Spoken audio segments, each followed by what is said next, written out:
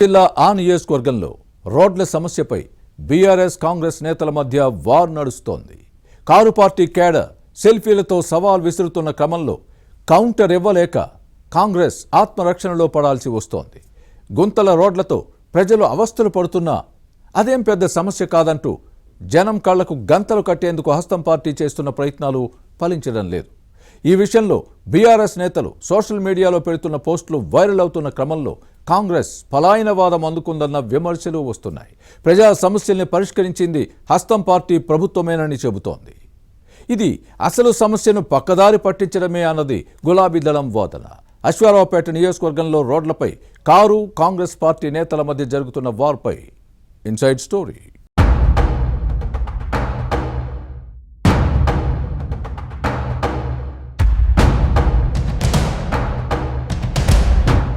కొత్తగూడెం జిల్లా అశ్వారావుపేట నియోజకవర్గంలో రోడ్ల దుస్థితిపై రాజకీయాలు నడుస్తున్నాయి. గుంతలమయమైన రహదారులపై ప్రయాణంతో ప్రజలు ఎదుర్కొంటున్న సమస్యలపై బీఆర్ఎస్ కాంగ్రెస్ నేతల మధ్య పెద్ద యుద్ధం జరుగుతోంది. కాంగ్రెస్ పాలనలో రోడ్లు అధ్వాన్నంగా మారాయన్నది గులాబీ నేతల వాదన.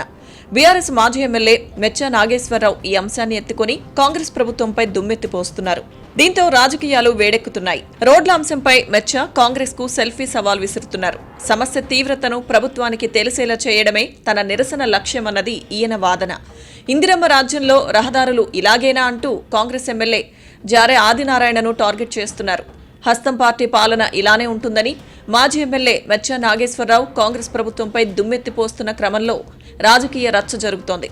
రహదారులను పునర్నిర్మించకపోయినా కనీసం గుంతలను పూడ్చే గతి కూడా లేదా అని ప్రశ్నిస్తున్నారు.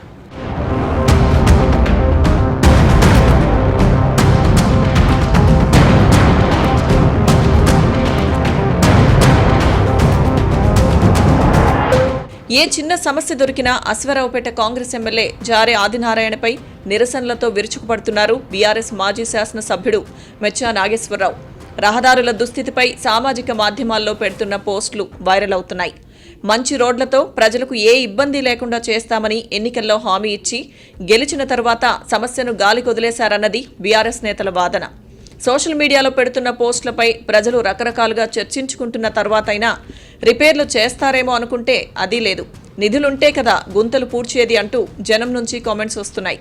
ప్రభుత్వం నుంచి స్పందన లేకపోవడంతో బీఆర్ఎస్ శ్రేణులే గుంతలను పూడ్చే కార్యక్రమాలు చేస్తున్నాయి. అయినా కాంగ్రెస్ నేతలకు కనువిప్పు కాలేదన్న విమర్శలు వెల్లువెత్తుతున్నాయి.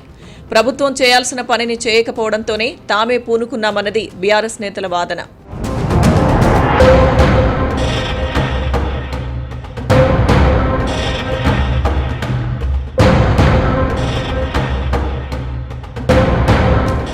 అశ్వారావుపేట నియోజకవర్గంలో రహదారుల సమస్యపై బీఆర్ఎస్ చేస్తున్న రచ్చ కాంగ్రెస్ ప్రభుత్వంపై, ముఖ్యంగా ఎమ్మెల్యే జారే ఆదినారాయణపై వ్యతిరేకత పెరగడానికి కారణమవుతోంది.